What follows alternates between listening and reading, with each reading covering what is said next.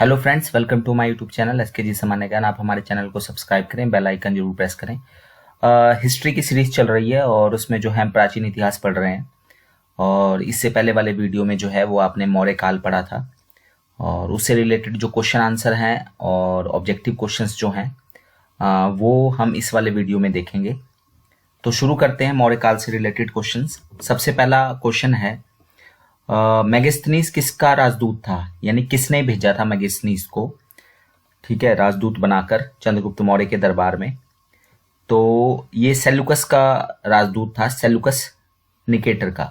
वो अभी हमने पिछले वाले वीडियो में है। अगर आपने इस वाले वीडियो को देखने से पहले आपने मौर्य काल का वीडियो जो है वो देख लेना है, पार्ट 1 वाला। दूसरा क्वेश्चन है, मेगास्थनीज किस देश का निवासी था। तो वो यूनान का था। यूनान को इंग्लिश में ग्रीस कहा जाता है। आज वर्तमान ग्रीस है, एथेंस है जिसकी राजधानी। तो यूनान का निवासी था मेगास्थनीज, ठीक है। फिर है नेक्स्ट क्वेश्चन, किसके शासन के दौरान मेगास्थनीज ने भारत की यात्रा की थी। तो जो मेगास्थनीज था उसने चंद्रगुप्त मौर्य के शासन के दौरान जो है वो भारत की यात्रा की थी। एक तरह से जो है सेल्यूकस निकेटर ने मेगास्थनीज को जो है वो राजदूत बनाकर चंद्रगुप्त मौर्य के दरबार में भेजा था। और एक बहुत फेमस किताब है, वो लिखी थी चंद्रगुप्त मौर्य ने। फिर है नेक्स्ट क्वेश्चन है, चंद्रगुप्त मौर्य ने किस वंश के अंतिम राजा को पराजित कर मौर्य साम्राज्य की स्थापना की। तो जो मौर्य साम्राज्य की स्थापना की गई है वो चंद्रगुप्त मौर्य ने की थी और उसने नंद वंश के आखिरी राजा धनानंद को हराया था, ठीक है। और किसकी सहायता से हराया था, सभी जानते हैं, चाणक्य की सहायता से हराया था। चाणक्य का ही नाम जो है वो कौटिल्य भी था और विष्णुगुप्त भी था। फिर नेक्स्ट क्वेश्चन है, कौटिल्य कौन था। तो कौटिल्य जो है वो चाणक्य या विष्णुगुप्त के नाम से प्रसिद्ध चंद्रगुप्त का प्रधानमंत्री भी था और उसका गुरु भी था, ठीक है। और उसने जो है शासन कला यानी कि पॉलिटिकल साइंस, राजनीति के ऊपर किस तरह से शासन करना, एक बहुत फेमस बुक लिखी थी, अर्थशास्त्र, ठीक है। तो अर्थशास्त्र का जो था वो राइटर भी था और साथ ही साथ चंद्रगुप्त मौर्य का प्रधानमंत्री भी था कौटिल्य। फिर मौर्य वंश की स्थापना किसने की थी। तो मौर्य वंश की स्थापना हमने ऊपर भी पढ़ा, चंद्रगुप्त मौर्य ने की थी, ठीक है, नंद वंश के आखिरी राजा धनानंद को पराजित करके।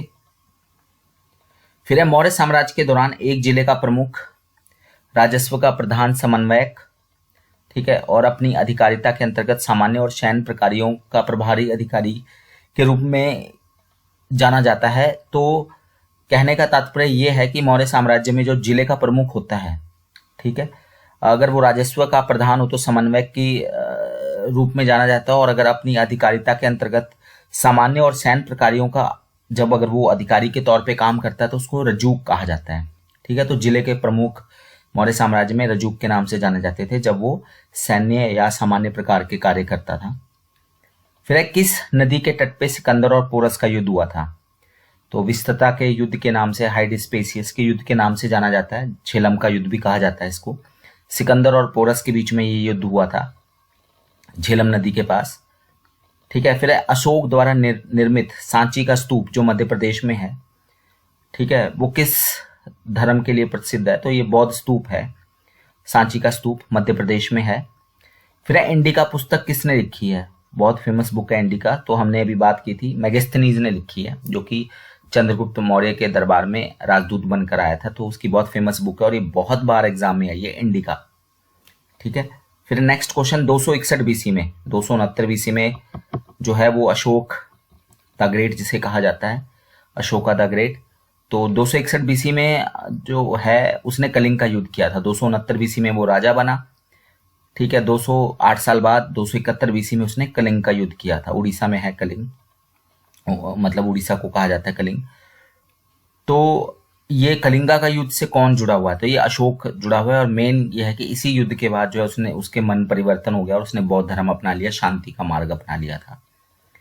फिर अशोक के बारे में क्या गलत है, अशोक महान के बारे में, उसको देवन प्रिय उपाधि धारण करना, कलिंग युद्ध के पश्चात हृदय परिवर्तन होना, सांची के स्तूप का निर्माण करवाना और गुरु का नाम चाणक्य होना, ठीक है। तो अशोक के बारे में क्या गलत है, तो ये गुरु का नाम चाणक्य। बाकी तीनों चीजें अशोक के बारे में सही है। उसका नाम, उसकी जो उपाधि थी वो देवन प्रिय, ठीक है, देवनम प्रिय के नाम से जाना जाता था। कलिंग के युद्ध के बाद उसका हृदय परिवर्तित हो गया 261 बीसी में। अशोक ने सांची का स्तूप का निर्माण भी करवाया था मध्य प्रदेश में, लेकिन उसके गुरु का नाम चाणक्य नहीं था, बल्कि चंद्रगुप्त मौर्य के उसके जो दादा थे उसके गुरु का नाम था चाणक्य। ठीक है, विष्णुगुप्त या चाणक्य। सम्राट अशोक के गुरु कौन थे? तो सम्राट अशोक के गुरु थे उपगुप्त। ठीक है, जिन्होंने उनको बौद्ध धर्म की शिक्षा दी थी। ठीक है, चंद्रगुप्त मौर्य को ने जैन धर्म अपनाया था, लेकिन सम्राट अशोक ने जो है वो उपगुप्त जो उनके गुरु थे उन्होंने बौद्ध धर्म अपनाया था। ठीक है, कलिंग का युद्ध कब लड़ा गया या अशोक ने कलिंग को कब जीता? तो ये 261 बीसी में जीता था। ठीक है, बहुत बार एग्जाम में आया हुआ है ये सारे क्वेश्चंस जो हैं, कई बार एग्जाम में आ चुके हैं। फिर है which king of ancient India is referred to by modern writer as a monk in king's grave. ठीक है, कि राजा के का चोला पहन के वो एक तरह से भिक्षु था, बौद्ध भिक्षु, जिस मॉन्क जो है भिक्षु को कहा जाता था। तो वह किसके लिए इस्तेमाल किया गया था ये शब्द कि ये राजा का चोला पहने हुए एक भिक्षु था वो। तो प्राचीन भारत का ऐसा कौन सा राजा था जो कि एक तरह से जो था a monk in king's grave था? तो वो किंग अशोक के बारे में बात की गई है, अशोक महान के बारे में। ठीक है, अलेक्जेंडर द ग्रेट यानी सिकंदर महान ने भारत पे अटैक कब किया था? तो 326 बीसी में किया था। ठीक है, उसका युद्ध हुआ था। सेलुकस निकेटर किस सम्राट का सेनापति था? तो अलेक्जेंडर द ग्रेट सिकंदर का सेनापति था वो। ठीक है, फिर है what is the main feature of Mauryan dynasty? तो मौर्य साम्राज्य की विशेषता क्या है? तो डिसेंट्रलाइजेशन ऑफ एडमिनिस्ट्रेशन, तो प्रशासन का विकेंद्रीकरण किया हुआ था उन्होंने। ठीक है, फिर ऑब्जेक्टिव क्वेश्चंस देखते हैं, ये तो हमारे वन लाइनर थे क्वेश्चन आंसर।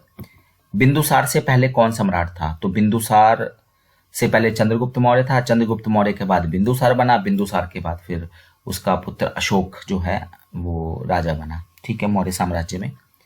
ठीक है, तो बिंदुसार का पिता चंद्रगुप्त मौर्य था और पुत्र जो था वो अशोक था। फिर the last Mauryan ruler was, आखिरी मौर्य राजा कौन था? तो बृहदत्त जो है, ठीक है, बृहदत्त जो है वो आखिरी मौर्य राजा था और पुष्यमित्र शुंग ने उसको 185 बीसी में उसको मारकर जो है शुंग साम्राज्य की स्थापना की थी। फिर चंद्रगुप्त मौर्य का क्वेश्चन नंबर 3 है, चंद्रगुप्त मौर्य का प्रधानमंत्री कौन था?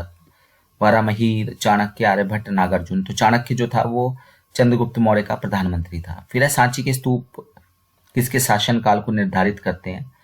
तो सांची का स्तूप जो है वो मौर्य काल को निर्धारित करते हैं, और मौर्य काल में जो अशोक, क्योंकि चंद्रगुप्त मौर्य, बिंदुसार और अशोक ये 3 जो है फेमस राजा थे, हुए तो और भी। ठीक है, लास्ट बृहदत्त थे। तो सांची का स्तूप मौर्य काल में बना है। ठीक है, और उसको बनाने का श्रेय जो है वो अशोक महान को जाता है।